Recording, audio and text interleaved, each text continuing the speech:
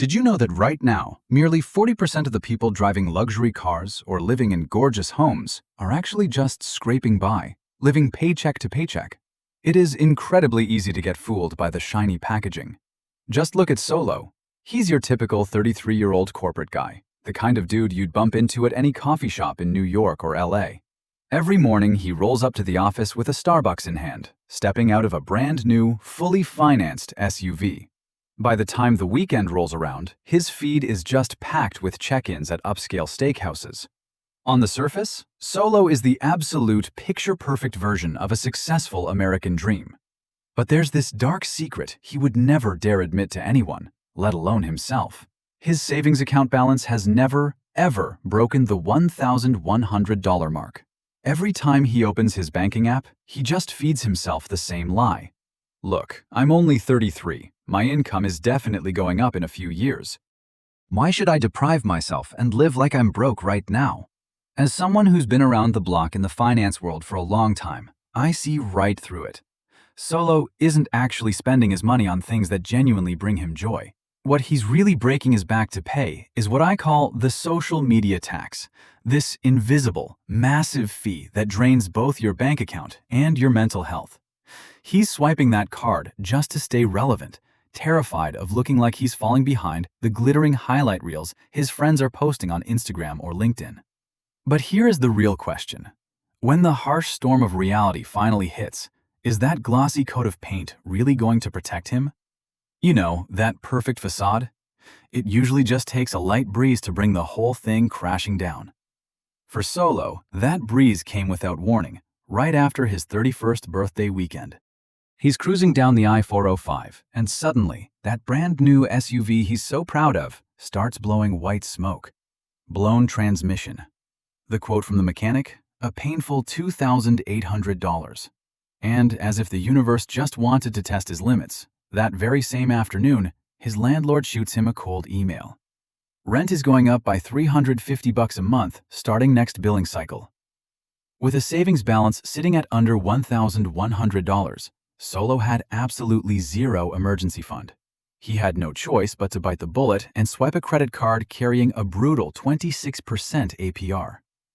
That was the moment reality slapped him right in the face. That night, sitting all alone in his dimly lit apartment, Solo opened up an Excel spreadsheet and rounded up every single one of his debts. For the first time in his life, he finally gathered the courage to look the monster known as his net worth dead in the eye. He shuddered. After 9 straight years of grinding away in the corporate world, waking up early and staying late, his net worth was in the red, a negative number.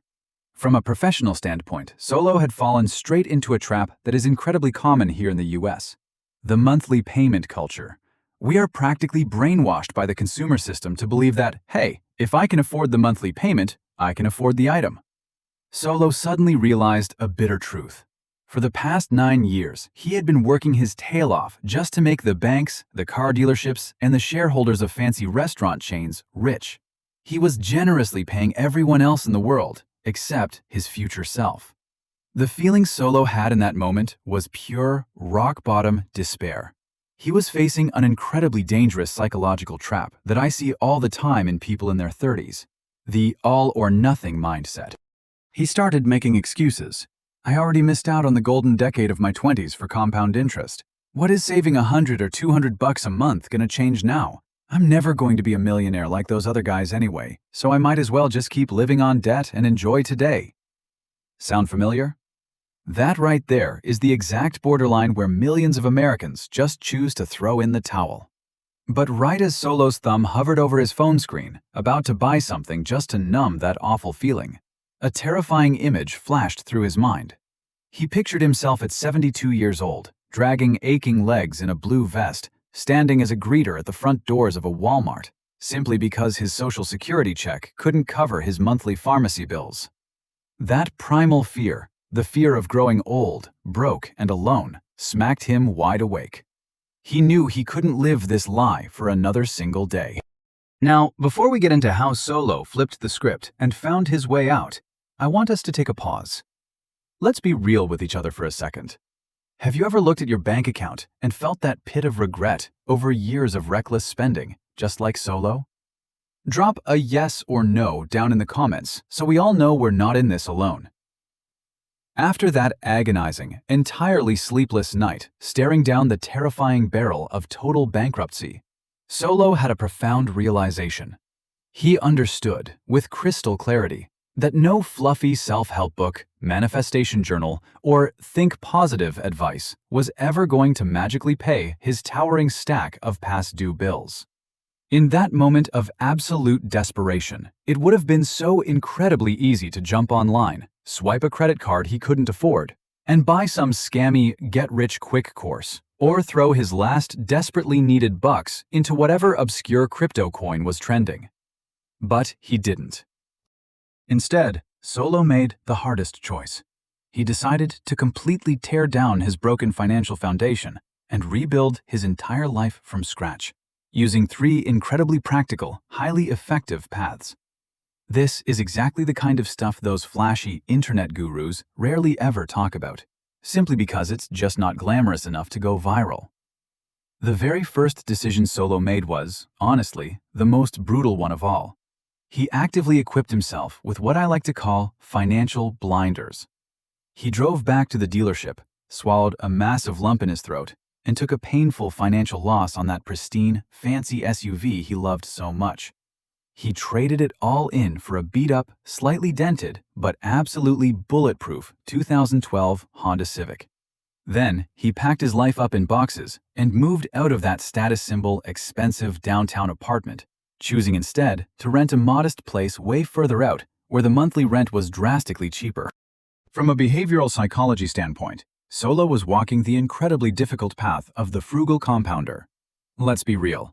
Doing the basic math to figure out how to save 20% of your income is something a 5th grader can do. But actually living it? Imagine this scenario. Having to climb into a loud, squeaky clunker of a car every morning and having to shamefully brown bag a cheap sandwich for lunch every single day. Meanwhile, you have to sit there quietly while your cubicle mate is loudly showing off the features of their brand new, fully loaded Tesla, or scrolling through aesthetically perfect pictures from their luxury Euro trip. That contrast is pure mental torture. It demands an ironclad, almost superhuman level of discipline to actively fight off that insidious lifestyle creep. Solo had to swallow his pride on a daily basis, intentionally ignore the pitying looks from his peers, and stay dead set on his ultimate goal of aggressively keeping every single hard-earned dollar. But saving money isn't enough to actually beat the system. Solo boldly stepped onto the second path, aggressively leveraging the power of time. He had to sit down and face the deeply heartbreaking reality that he had permanently lost the golden decade of his 20s. If he had just started investing at 22, the magical force of compound interest would have done almost all of the heavy lifting. But hey, 33 isn't 63. The game wasn't over. He still had a solid, incredibly valuable 30-plus years of compounding runway ahead of him. Instead of relying on his own flawed human willpower, Solo fully trusted a cold, automated system. He set it up so that on the exact day his paycheck hit his account, the bank automatically swept $350 straight into a low-cost, broad-market ETF. My years of real-world experience universally tell me this. If you wait until the end of the month to look at your budget and see what's left to invest, trust me, there will absolutely never be a single dime left. Compound interest is exactly like rolling a snowball. You don't need to push it that hard yourself. You just need to give it a long enough hill to roll down and absolutely never, ever touch it. However, Solo wasn't done. He figured out a brilliant secret on the third path that the wealthy usually keep tightly under wraps: the mathematical magic of seed capital. Rich folks usually have some grandpa who quietly left them 10 grand in a trust fund the day they were born, and that money just naturally multiplies on its own for decades. Solo obviously didn't have a rich grandpa tossing cash his way, so he decided to artificially manufacture his own synthetic seed capital. For exactly 6 months straight, Solo turned into an absolute relentless machine. On Friday nights, while his buddies were out blowing money and grabbing drinks at the bar, Solo was behind the wheel, driving Uber until 2 a.m. He took on tedious extra freelance gigs after hours, combining every cent of that side hustle money with his IRS tax refund in the spring. Solo painstakingly scraped together his first $5,000. He threw every penny of it directly into an S&P 500 index fund, aggressively deleted the investing app off his phone, and went right back to his normal life. By just grinding it out and voluntarily suffering for one highly focused 6-month stretch, that $5,000 in seed capital, if left completely alone for the next 30 years at the historical average return of the US stock market, is going to automatically balloon into a massive, life-changing safety net without him ever having to bleed for it anymore. Solo created his own financial miracle, not through luck, but by being absolutely, unapologetically ruthless with his own inherent laziness. Fast forward a few years down the line, when the numbers in Solo's bank account finally climbed out of the red, and his investments actually began compounding quietly on autopilot in the background, he started looking at life through a completely different, much clearer lens. Rising from the ashes of all that fake, exhausting social media flexing, he had finally carved out his own sustainable path to wealth. He could finally breathe. But right around this time of newfound clarity, as he looked around at the very real people sitting next to him in his office, he realized a profoundly harsh truth. It's a dirty, uncomfortable little secret that the slick internet gurus out there deliberately ignore and completely scrub from their content just so their engagement metrics and view counts don't tank. The specific, aggressive financial playbook that Solo just used to save his own life? It is absolutely not built for everyone. In fact, it is structurally impossible for some. Personal finance is not, and never will be, a cheap one-size-fits-all t-shirt that you can force onto every single person. Picture this scenario. It's a random Tuesday afternoon in the fluorescent-lit company break room, and Solo is having lunch with Gary. Gary is a coworker who just celebrated his 55th birthday. He's the guy with a kind, tired smile who has been working his absolute tail off for 3 straight decades. He's been a loyal employee, provided for his family, and done everything society asked of him. But as they talk, Gary confesses, in a state of total, soul-crushing despair, that he has practically zero money tucked away for retirement. Now, if you listen to those hyper-aggressive, get-rich-quick videos plastered all over your YouTube feed, Gary is instantly labeled a massive, irredeemable failure. The internet tells him that if he wants to hit that shiny, coveted $1 million milestone by the time he turns 65, he needs to hustle harder.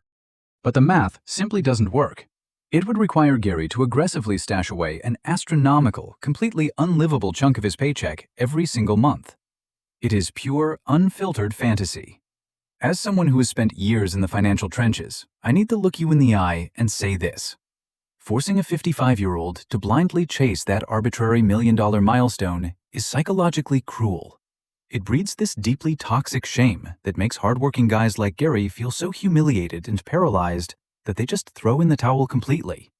They think, if I can't hit $1 million, why even bother saving a dime? The liberating reality is this.